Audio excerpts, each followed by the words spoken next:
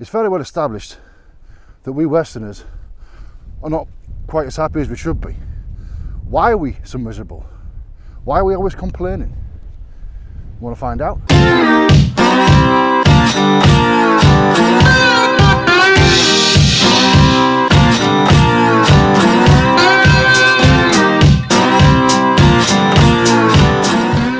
We only have to consider our incredibly elaborate entertainment programme and profligate drug use to determine that on the whole we seem to be coping rather poorly with the cultures we've created. If we use the USA as our guinea pig, a 2013 study by the Journal of Mayo Clinic Proceedings showed that 70% of Americans regularly take at least one prescription drug. Another more extensive study by Medco Health Solutions Inc.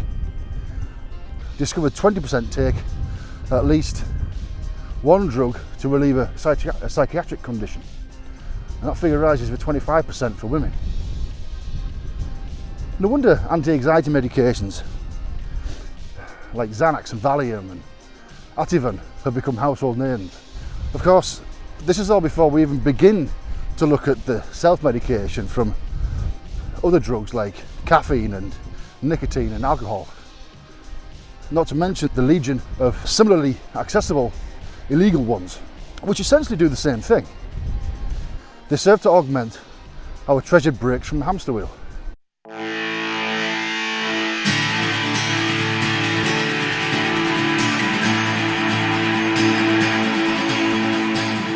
I first noticed the tenant migration happening when I was living in the USA a few years ago. Digital technology was allowing many of us to work more autonomously. Central office spaces were beginning to stand empty as working from home became more convenient. Neighbourhoods began to re-emerge in the cities, rescued from homogeny by our innate desire to live in small tribes. They were no longer emptied by the daily commute. Family shops were starting to reopen, like butchers and bakers and grocers, to cater to these more localised communities who were increasingly concerned with the origin of the food and the quality of their communal interactions. People were drifting, behaviourally and physically, back to the village. Our psychology most likely has a predominantly Paleolithic architecture, thanks to spending over 99.5% of our cultural evolution in small groups of nomadic foragers.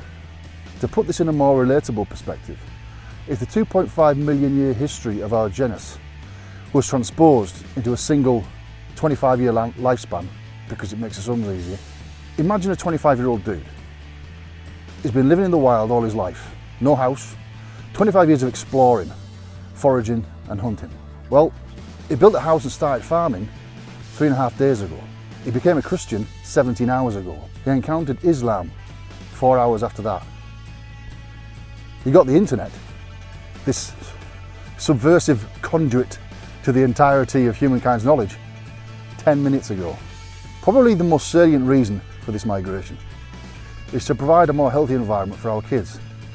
We seem to instinctively know they're supposed to be raised by a village, not cooped up in some playroom or gawping at a screen. In immediate return hunter-gatherer cultures, our default society, polyamory is the norm, where everyone shags everyone. So paternity, certainly within the tribe, is typically in doubt. While we may think this would lead to disinterest on the father's part, the opposite seems to be the case, where all the adults in the tribe are involved in the raising of each individual offspring. We're not supposed to be separated into houses, raising our children alone.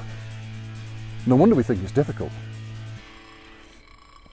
I returned to the UK a few years ago and decided to see if the same things were happening here. I bought a bicycle, some panniers, a tent, and spent 6 glorious months touring the entire country, passing through literally thousands of villages. When I'd left these green and pleasant shores, the vast majority of villages were either dead or dying, clinging to life as refuges for the stubborn and retired. Shops were long closed and houses stood empty. Now, however, villages are booming. I saw new streets and new houses being added all over the country. Shops were thriving. Since the Industrial Revolution of the 18th and 19th centuries, the working population has been moving to the towns and cities because that's where the jobs were.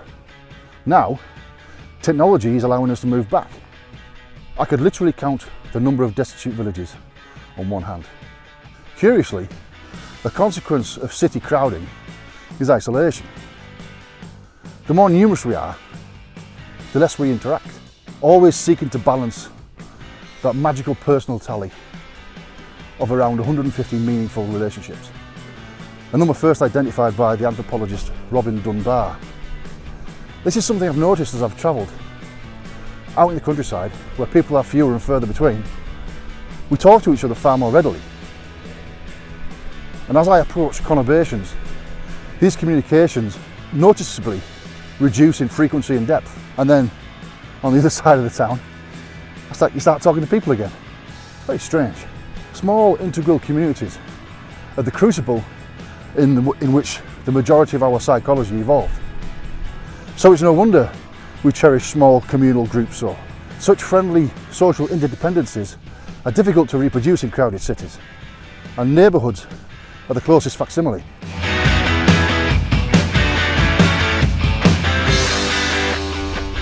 The happiest people I've ever met lived in a high valley in the Balkans. I was there on a writing gig a few years ago, inexplicably hired to offer my impressions of the formation of the new country of Montenegro, now open to Western tourism. And I ended up in this alpine backwater after a mountain hike with a local guide. The village, such as it was, and as far as I know, didn't have a name. They traded goods and services among themselves, living on their own produce, raised and grown on the terraced slopes, supplementing with foraging and wild game. They built and maintained their own homes, and no one had what most of us would describe as a proper job. In this rarefied barter economy, the politics in Podgorica, the capital, meant very little, though they were far from uninformed. What little paid work they did perform was purely to provide for utility infrastructure and to cough up a little tax money to keep the larcenous wolf of the government at bay. I marvelled at the warmth, friendliness and generosity of the community, even to outsiders. And within hours, I was considering that this is the way we're supposed to be. They didn't long for a larger TV or more square footage or an expensive car. They raised the children to share with each other and be happy doing so. Their ambitions were familial and seasonal. The conversations filled with plans and stories of good food and good wine, a harmonious and complementary existence with the land and each other. The kids still left to work in the city. Of course they did. Evolution has programmed us to disperse and wander, rose tinting the wider world, no matter how idyllic the upbringing. But they all come back to raise their families. There's wisdom here. I understand many people will balk at this notion. See, capitalism erroneously likens the struggle for comfort and luxury products to ancient humanity's very real fight for survival. A false equivalence, if ever there was one. We actually tend to measure individual success with how much we can afford to consume on a planet with finite resources.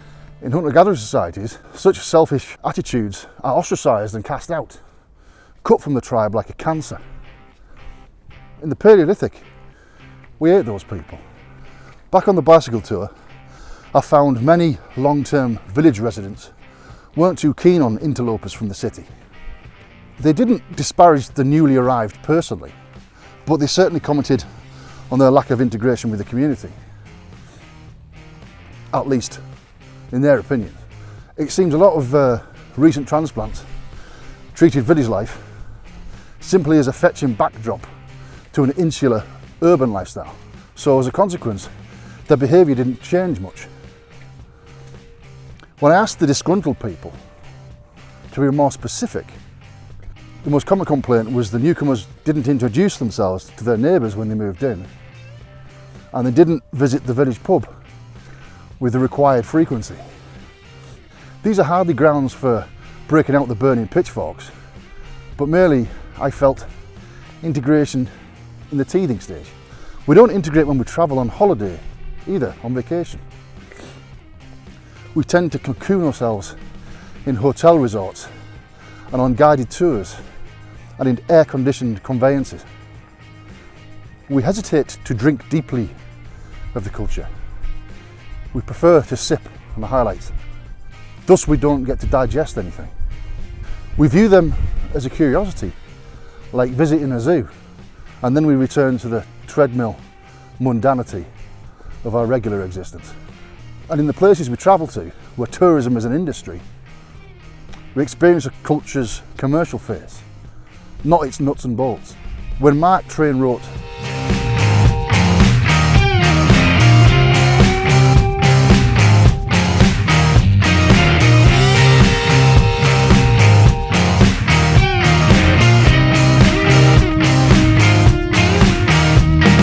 now, he was journeying at horse speed through a tangible world, not gulping at it sedentarily through a window. The latter only serves to reduce the outside to a sideshow, a Victorian entertainment, instead of a living, breathing, evolving thing, brimming with lessons we could learn from. That's what I think is missing, and that's why we're unhappy. Sorry, this was a long one today. If you liked it, smash the like, subscribe and notification buttons. I'll see you all tomorrow.